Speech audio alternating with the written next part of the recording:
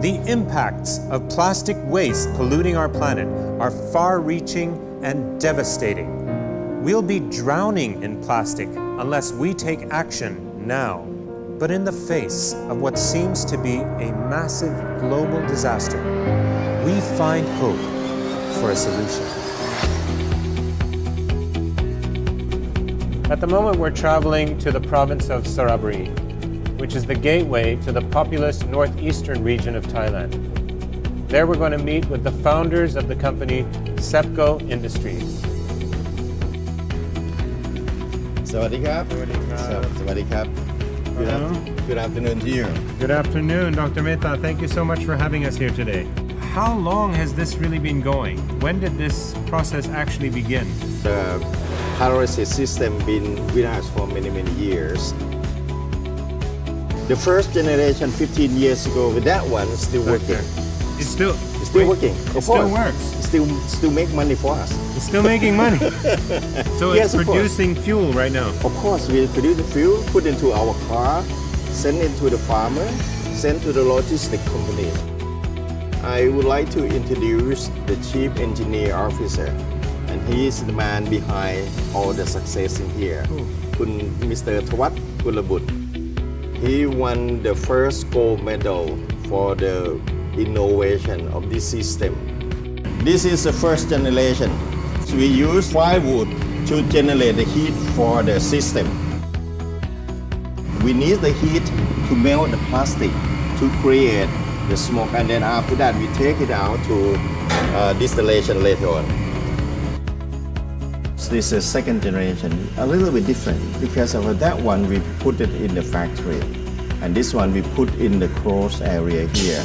We need to know there is the emission leaking out from the system or not. Basically to make it run cleaner. Cleaner, improving for the emission. So this is the third generation model. But this one we have 10,000 liters a day. So this is the first model that you expanded production to 10,000 To liters per 10,000 day. liters a day. This is the what we call the last generation of the batch system. Put the 20 ton of the waste plastic in and then generate approximately 13,000, 15,000 liters of the diesel. So here we are at the Polypetron Gen 5, the final model of your system. Obviously, you've developed the technology for efficiency Of course, yes. and Yes. to get more output. 20 tons of plastic, you can get at least 15,000 liters up to 18,000 liters. The important thing about this is that it's running continuously, non-stop. Non-stop, 24 hours a day. The first one you might get some smell, some odor system disturb you. But second one a little bit like that, but the third one, the fourth one, the fifth one is nothing coming out at all. If it coming out, we reuse it again in this one. Okay, so everything's running cleaner and more Cleaner, efficiently. more efficiently. Advanced development of the Polypetron comes at a crucial time when the demand for such technology is higher than ever.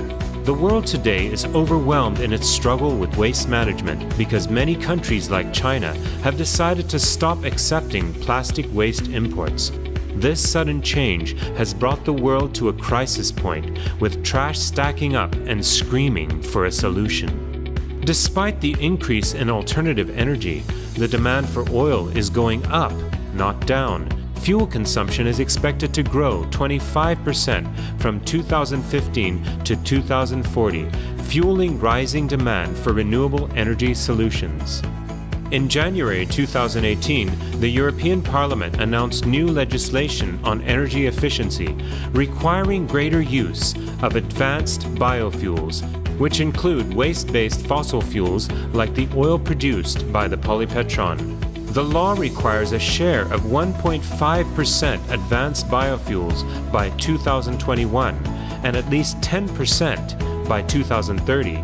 This creates a huge demand and allows them to be sold at a premium. When refined, this pyrolysis oil produces over 60% European standard EN590 diesel and at least 20% gasoline.